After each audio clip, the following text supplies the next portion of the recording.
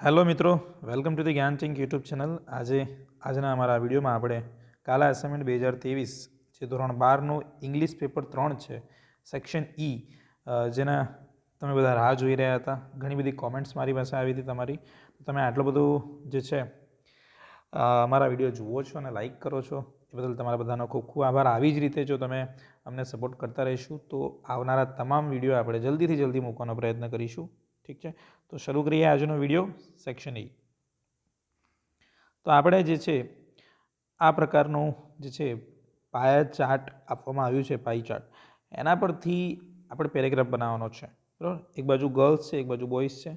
એ લોકો ટીનેજર જે છે કેવી રીતે પોતાનો સમય પસાર કરે છે, એના વિશે કે કઈ કઈ પ્રવૃત્તિમાં કેટલો સમય આપે છે, એ બધી જ ડિટેલ અહીંયા ચાર્ટ દ્વારા સમજાવવામાં આવી છે. તો એના પેરેગ્રાફ લખીએ આપણે.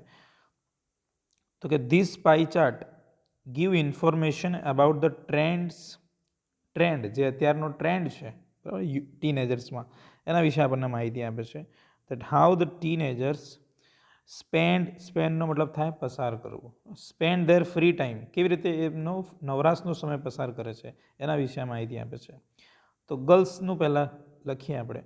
તો ગર્લ્સ સ્પેન્ડ ધેર 40%, અહીંયા આપ્યું છે 40%.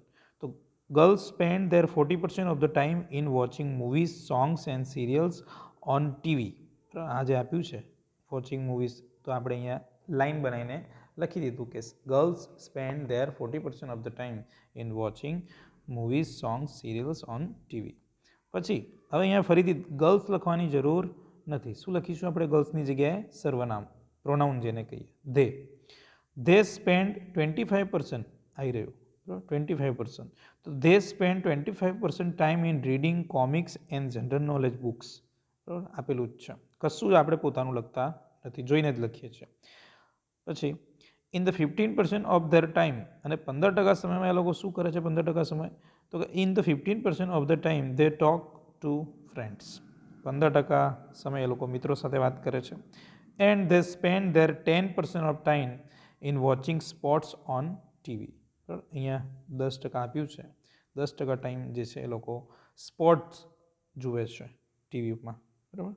Girls use there 5% time in playing indoor games. 5% બે વખત આપ્યા છે, 5 અહીંયા છે અને બીજા 5 અહીંયા છે. બરાબર. તો કે છે કે girls spend there use there 5% time in playing indoor games and 5% in collecting material four there hobbies. Time જે છે એ ઘરની અંદર રમાતી રમતોમાં પસાર કરે છે ને 5% જે છે એ મટીરિયલ કલેક્ટ કરે છે એમના હોબી માટેનું, શોખ માટેનું. ચાલો નેક્સ્ટ જોઈએ. હવે બોયઝનું લખીએ. તો boys spend their 30% of the time in playing indoor games, outdoor games and they spend 25% time in watching sports program on TV. આ 30% અને અહીંયા જે છે આ 25%. સેમ એજ મેથડમાં આપણે લખ્યું છે. પછી in the 15% of their time they watch movies, songs and serial on TV and they spend there 10% of time in talking with friends. 10% અને 15%. ઠીક છે. 10% જે છે એ લોકો જે છે શું કરે છે? ટોકિંગ ટુ ફ્રેન્ડ્સ, મિત્રો સાથે વાત કરે છે, અને 15% જે છે એ મૂવી, સોંગ્સ અને સિરિયલ્સ જોવે છે. Boys use there 10% of their time in reading comics and general knowledge books. 10% એ લોકો જે છે કોમિક્સ વાંચે છે, મેગેઝિનો વાંચે છે, જનરલ નોલેજના પુસ્તકો વાંચે છે. And 10% in collecting material four there hobbies. અને 10% જે સમય છે એ લોકો પણ જે છે પોતાની હોબીના જે મટીરિયલ છે એને ભેગું કરવામાં વાપરે છે. બસ પતી ગયું, બધા જ આવી ગયા. એટલે હવે છેલ્લી લીટી આપણે શું લખી દીધું? ધસ, એટલે કે આમ the teenagers spend there time in various activities. એટલે કે આમ જે ટીનેજર લોકો છે એ પોતાની એક્ટિવિટી, જુદી જુદી એક્ટિવિટીમાં પોતાનો સમય વિતાવે છે. બરાબર. તો આ જે છે આવી રીતે આપણે પેરેગ્રાફ બનાવી શકીએ. પછી એસે રાઇટિંગમાં જે પહેલો એસે છે, the importance of discipline. Discipline એટલે શિસ્ત. આપણે પહેલાં એનો પરિચય કેળવી લઈએ. તો discipline refers to the practice of making people obey rules. ડિસિપ્લિનનો મતલબ શું થાય? લોકોને જે છે એક ઓબે, આજ્ઞાનું પાલન કરો, એ પણ એક જે છે ડિસિપ્લિન છે. ફર્ધરમોર વધુમાં આપણે જોઈએ તો it also means following certain acceptable standards of behaviour.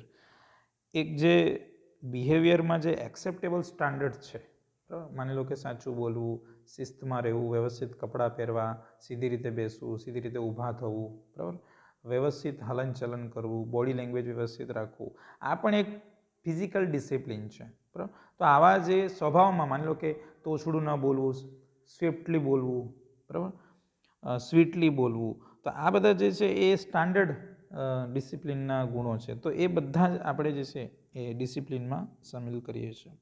Discipline is certainly an essential things for everyone's life. Essential એટલે જરૂરી છે. ડિસિપ્લિન જે છે દરેકના જીવનની એક જરૂરી બાબત છે. A life without discipline is a life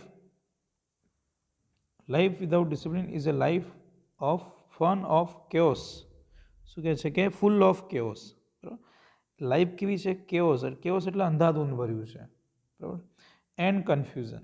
જો તમારી લાઈફમાં ડિસિપ્લિન નથી તો તમારી લાઈફ જે છે એ ફૂલ ઓફ કેવી છે? અંધાધૂંધ ભરી છે અને કન્ફ્યુઝનથી ભરેલી છે, મૂંઝવણોથી ભરેલી છે. મોસ્ટ નોટવર્ધી અને સૌથી વધારે નોંધપાત્ર જો કોઈ હોય તો discipline makes a person into a better human being. માણસને જે છે ડિસિપ્લિન એક સારો માનવ બનાવે છે. Discipline is a trait of paramount importance અને એનું અનહદ મહત્વનું લક્ષણ છે discipline. The 5 different types of child discipline all have their own benefits and negatives.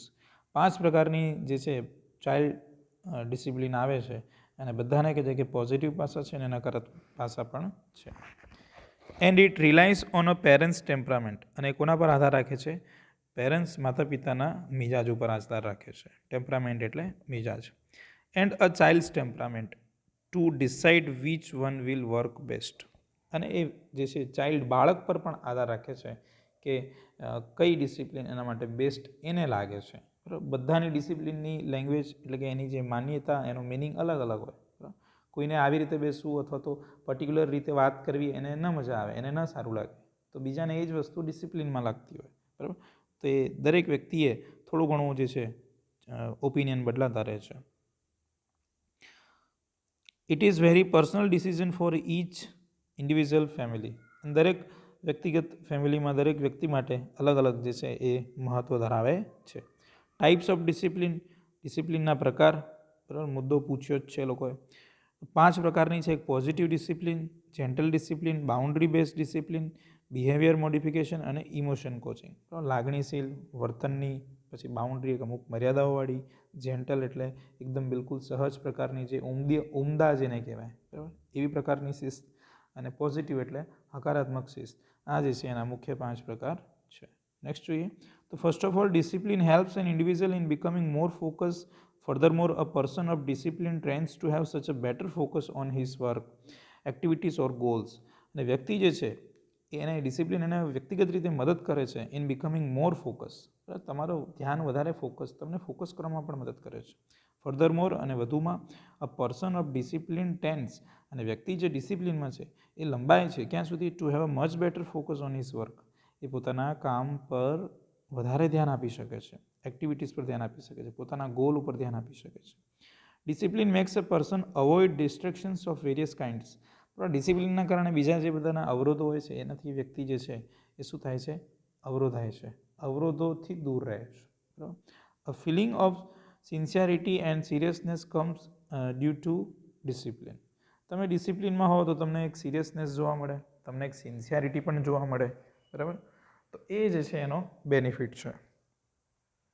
The time management is very popular technique of discipline. અને ડિસિપ્લિનમાં સૌથી મહત્ત્વનું કંઈ આવતું હોય તો એ શું છે? Time management. Time management utilises time as a regulator. અને એને જે છે રેગ્યુલેટર તરીકે આપણે સમય આયોજન ગણીએ છીએ. Furthermore, time management utilises the observer of time as the governor. Most noteworthy, time management ensure that the usage of time takes place in a efficient manner. ઘણા લોકો સમયનું એટલું સારું આયોજન કરતા હોય છે કે એમનું જે દરેક સમય છે એ બિલકુલ એકદમ જે છે એક ઝીણવટપૂર્વક એનો સમયનો ઉપયોગ કરતા હોય છે. તો એ પણ એક પ્રકારની ડિસિપ્લિન છે અને એનું પણ જે છે એક અલગ જ સ્થાન રહેલું છે. બરાબર, moreover time management marks each activity within a boundary of time. દરેક એક્ટિવિટીનો એક બાઉન્ડ્રી ટાઈમ હોય, આટલા સમયથી આટલા સમય આ પ્રવૃત્તિ કરવાની, બરાબર. તો એ પણ એક ડિસિપ્લિનનો ભાગ છે. કોન્સિક્વન્ટલી અને પરિણામે each activity and task must begin and at the specific fix time. બરાબર, કોઈ એક્ટિવિટી ચોક્કસ સમય શરૂ થાય અને ચોક્કસ સમય પૂરું થઈ જાય, તો આ પણ એક ડિસિપ્લિનનો ભાગ છે, બરાબર. માની લો કે તમને કોઈ કાર્યક્રમમાં આમંત્રિત કર્યા હોય 8 વાગે અને કાર્યક્રમ 9 વાગે શરૂ થાય, તો આપણને કેવું લાગે, બરાબર. તો એ ઇનડિસિપ્લિન કહેવાય. 8 વાગ્યાનો ટાઈમ આપ્યો અને 8ના ટકોરે જ કાર્યક્રમ શરૂ થઈ જાય, તો એ ટાઈમ મેનેજમેન્ટવાળી ડિસિપ્લિન છે, બરાબર. બધાને થાય કે ના ભાઈ સરસ, કીધું એ પ્રમાણે થાય, એને ડિસિપ્લિન કહેવાય. Responsibility base discipline is another technique. અને જવાબદારીઓ પર આધારિત જે શિસ્ત છે એ પણ બીજી એક ટેકનિક છે.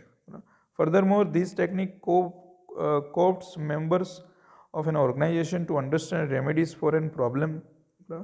કોઈ પણ પ્રોબ્લેમ થાય ઉદ્યોગમાં કે બિઝનેસ જગતમાં, તો એને સમજવું, એનો ઉકેલ શોધવો. પછી responsibility base discipline involves laying out instructions for modifying future behaviour. ઓફિસોમાં અને ઘણી જગ્યાએ ઘણી બધી સૂચનાઓ, ઇન્સ્ટ્રક્શન આપવામાં આવતી હોય છે કામ કરવા બાબતે, તો એ પણ એક ડિસિપ્લિનનો ભાગ છે. Also this takes place by following good respectful role models. નીચે મુજબ કેટલાક એક્ઝામ્પલ છે. Another important technique of discipline is corporal punishment. એ પ્રકારની જે છે પનિશમેન્ટ આપીને પણ આપણે ડિસિપ્લિન શીખવાડતા હોઈએ છીએ, બરાબર. મોટાભાગની સ્કૂલોમાં જ તમે જોતા હશો કે તમને ડિસિપ્લિનમાં રાખવા માટે જ ઘણા બધા પનિશમેન્ટ્સ જુદા પ્રકારના કરવામાં આવતા હોય છે. તો એ શા માટે હોય છે કે એક પ્રકારનો ડિસિપ્લિનનો માહોલ ઊભો થાય એટલા માટે. ધીસ ટેકનિક ઇન્વોલ્વ સ્કોલ્ડિંગ, ઠપકો આપવો, સ્પેન્કિંગ ઓર હિટિંગ પીપલ. ઘણી વખત હાથ પણ ઉપાડવો પડે, બરાબર. Most noteworthy this technique is useful for school students. અને આ ટેકનિક જે છે ડિસિપ્લિન લાવવા માટે વિદ્યાર્થીઓ માટે જ વધારે મહત્ત્વની છે. This is because many school students are very rude and naughty. Students are very rude and naughty. Hence, merely mild taking or instruction may not work with them. એટલે કે ઘણી વખત વિદ્યાર્થીઓ જે છે એ કહેવામાં નથી હોતા, તો એમને પછી ખાલી ઇન્સ્ટ્રક્શન આપો તો એ ફોલો થતી નથી. એટલે ઘણીવાર પછી જે છે પનિશમેન્ટ આપીને પણ ડિસિપ્લિન શીખવાડવી પડતી હોય છે, બરાબર. અંતે ડિસિપ્લિન ઇઝ સિગ્નિફિકન્ટલી ઇમ્પોર્ટન્ટ. બહુ મહત્ત્વની છે discipline. Quality to have in every walk of life. જીવનના દરેક તબક્કે તમને ડિસિપ્લિન જરૂરી છે. પછી સમયની બાબતમાં હોય, પર્સનાલિટીની બાબતમાં હોય, વાતચીત કરવાની બાબતમાં હોય, વર્તન કરવાની બાબતમાં હોય, દરેક તબક્કે જો તમારી અંદર ડિસિપ્લિન હશે તો તમને અલગ તારી આપશે, બરાબર. ડિસિપ્લિન ઇઝ સર્ટનલી ધ લેડર એટલે નિસરણી, બરાબર, ટવર્ડ સક્સેસ. અને ડિસિપ્લિન જે એક સફળતાની સીડી પણ કહી શકાય. Furthermore discipline brings out the best in us. આપણામાંથી જે વધુ સારું બહાર લાવે છે.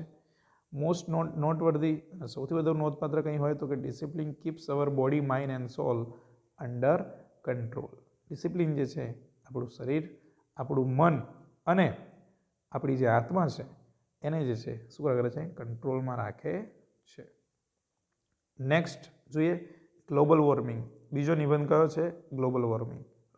તો global warming is definitely the single greatest environmental challenge that the planet Earth is facing at present. અત્યારે પ્રેઝન્ટમાં સૌથી મોટી કોઈ સમસ્યા હોય પર્યાવરણીય તો એ કઈ છે? ગ્લોબલ વોર્મિંગની, એવું અહીંયા કહેવા માંગે છે.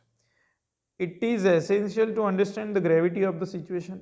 આપણે પરિસ્થિતિની જે ગંભીરતા, એનો જે ગુરુત્વાકર્ષણ છે એ સમજવાની જરૂર છે, બરાબર. The fuel which you use in order to power your homes. આપણે જે બળતણ વાપરીએ છીએ ઘરે, બરાબર, વિદ્યુત માટે, કાર માટે જે બળતણ વાપરીએ છીએ, પેટ્રોલ છે, ડીઝલ છે, business and more is heating up the planet faster than expected. અને આ બધી જે આપણે ઈંધણનો ઉપયોગ કરીએ છીએ એ અપેક્ષા કરતાં વધુ ઝડપથી જે છે આ પ્લાનેટ, આ ગ્રહને, પૃથ્વીને, ગ્રહને શું કરી રહ્યો છે? વધુ એને હીટ આપી રહ્યો છે, એટલે એને ગરમી આપી રહ્યો છે. We are recording the hottest days and decades ever. બરાબર, આપણે જોઈએ છે વધુમાં વધુ તાપમાન આપણને દિવસે જોવા મળતું હોય છે. ઘણી જગ્યાએ નોંધપાત્ર રેકોર્ડ બનતા હોય છે, બરાબર. તો શાના કારણે? તો કે માત્ર ને માત્ર આપણી જે છે જે આપણે ઈંધણ ને બધું બળતણ જે વાપરીએ છીએ એના કારણે, આ બધું પ્રદૂષણના કારણે જે છે આ બધી સમસ્યાઓ સર્જાતી હોય છે. What is alarming is that the temperature of the earth has climbed to the highest point it has ever been in the past 1200 years. It only gets worse from here if we don't stop it now. જો આપણે બધું બંધ નહીં કરીને તો એક સમય એવો આવશે કે આપણે હાઈએસ્ટમાં હાઈએસ્ટ જે છે ટેમ્પરેચર જે છે હજુ સુધી 12,000 વર્ષ નો બી રેકોર્ડ આપણે જે છે તોડી નાખશું. બરાબર, તો એ જે છે ચિંતાનો વિષય છે. Impact of the global warming. Impact એટલે અસર. ગ્લોબલ વોર્મિંગની અસર શું છે?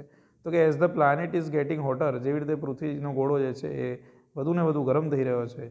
We need to collectively act right now instead of waiting for more. આપણે એની જે છે નીડ કરવાની છે, એક્ટ કરવાની છે. આપણે એની સામે કોઈ પગલાં લેવાના છે. બરાબર, રાહ જોવાને બદલે. The primary cause of global warming is fossil fuels. આપણે જે બધા ઈંધણ છે, ફ્યુલ્સ છે, આપણે બધા અશ્મિભૂત જે છે એના કારણે આ જે એનું જે છે ગ્લોબલ વોર્મિંગ સર્જાય છે. Human beings are addicted to burning them which produces coal. આપણે બધા જે છે ટેવાયેલા છીએ બરાબર બર્નિંગ, જે અગ્નિ ઉત્પન્ન કરે છે, અથવા તો જે કોલસો જેનામાંથી આપણને મળી આવે છે, ઓઇલ મળી આવે છે, ગ્રીન હાઉસ ગેસીસ મળી આવે છે, એ બધાને આપણે શું કરીએ છીએ? બર્ન કરીએ છીએ. એ બધું આપણે વાપરીએ છીએ. બરાબર. The power plants, cars and industries produce carbon dioxide. આ જે પાવર પ્લાન્ટ છે, પછી જે મોટા ઉદ્યોગો છે, એ લોકો શું ઉત્પન્ન કરે છે? તો કે carbon dioxide which state in the atmosphere for the 5 ડિકેડ્સ. અને એ જે કાર્બન ડાયોક્સાઇડ છે એ હવામાનમાં 50 વર્ષ સુધી રહે છે. 5 ડિકેડ એટલે 50 વર્ષ સુધી હવામાં રહે છે, અથવા તો વધારે, or more. This is the reason why we temperature of the earth rises.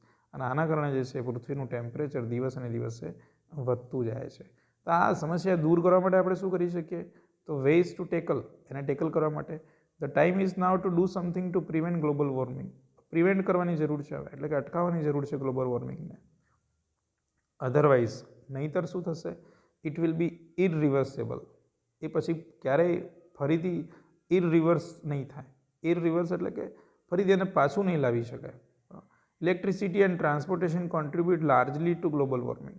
આ જે ઇલેક્ટ્રિસિટી છે બરાબર અને ટ્રાન્સપોર્ટેશન છે એના કારણે જે છે ગ્લોબલ વોર્મિંગ વધુ થતું ગયું છે.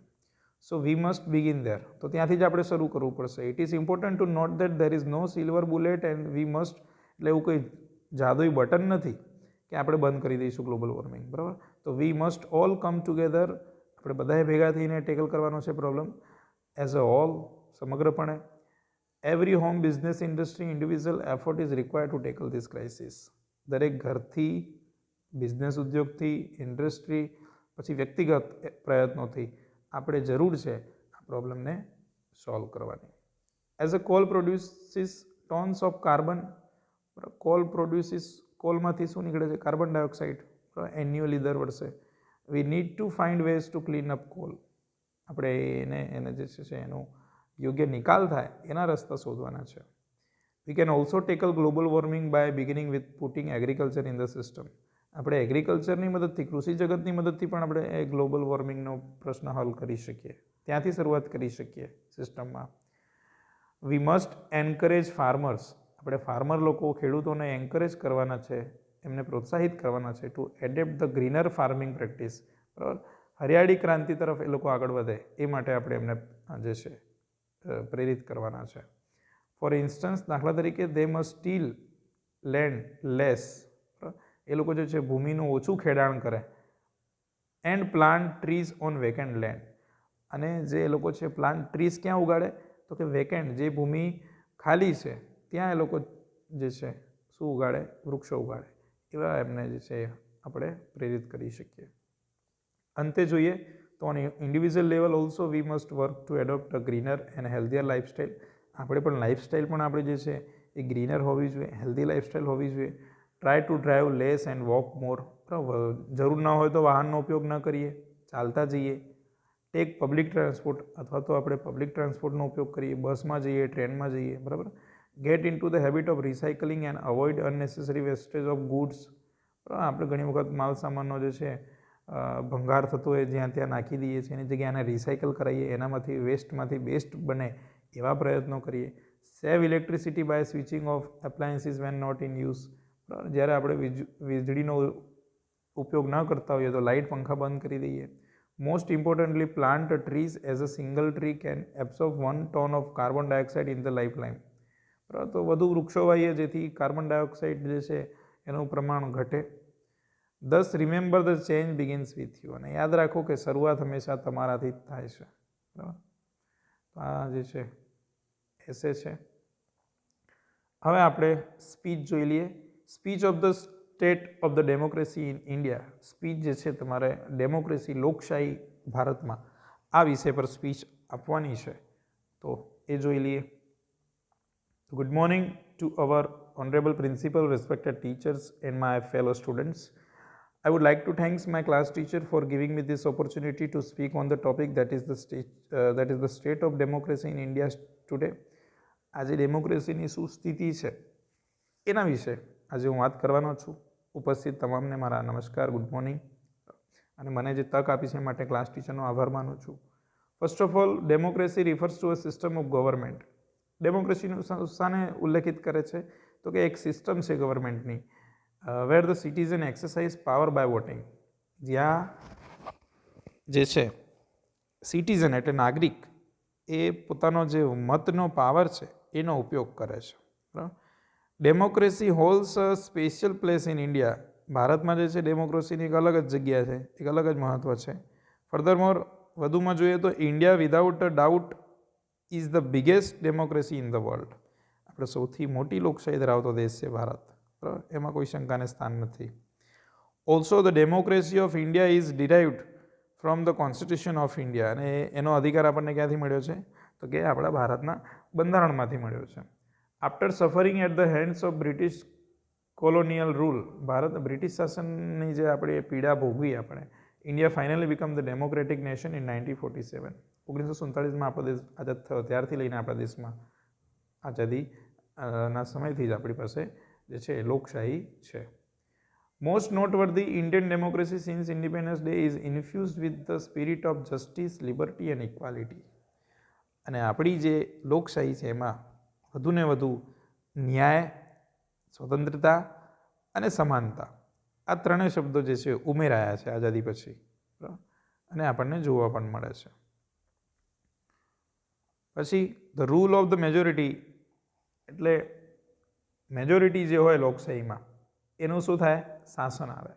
Is an essential feature of Indian democracy. બહુમતીની સરકાર આવે ને, તમે જેને વધુ મત આપો એની સરકાર બને, એનું શાસન આવે, તો એ મહત્ત્વનું અને સૌથી જરૂરી ગુણ છે આ ઇન્ડિયન ડેમોક્રેસીનો. મોર એવર, વધુમાં આપણે જોઈએ, the party which wins the most seats forms and runs the government. જે વધુ સીટો મેળવે તે જીતે. Most noteworthy, no one can object to support of the minority. અને કોઈ પણ જે છે ઓબ્જેક્ટ એટલે વાંધો ઉઠાવી શકતો નથી. બરાબર, માઇનોરિટીના સપોર્ટને કોઈ વાંધો પણ ઉઠાવી શકતો નથી. એટલે બધા સમાન છે, ઇક્વલ છે. In conclusion, the democracy in India is something very precious. ભારતમાં જે ડેમોક્રેસી છે એ બહુ પ્રેસિયસ છે, કિંમતી છે. Furthermore, it is gift of the patriotic national leaders. આપણા જે દેશપ્રેમી લીડર્સ હતા એમની આ ગિફ્ટ છે to the citizen of India, ભારતના નાગરિકને. That is the end of my speech. અમારી સ્પીચનો અંત છે. Thank you for paying attention. તમે આટલું ધ્યાન આપીને સાંભળ્યું એ માટે તમારો આભાર. Thank you. જય હિન્દ. તો ધીસ ઇઝ ધ સ્પીચ. બરાબર, આ સ્પીચ છે. સેક્શન એ આપણે આટલે સુધી જોઈએ છે. આ પાર્ટ 1 છે. આપણે પાર્ટ 2 જોવાનું ભૂલતા નહીં. બરાબર, પાર્ટ 2ની લિંક પણ અમે ડિસ્ક્રિપ્શનમાં મૂકી દીધી છે. સો don't forget two watch, and thank you for watching this video till the and. જય હિન્દ.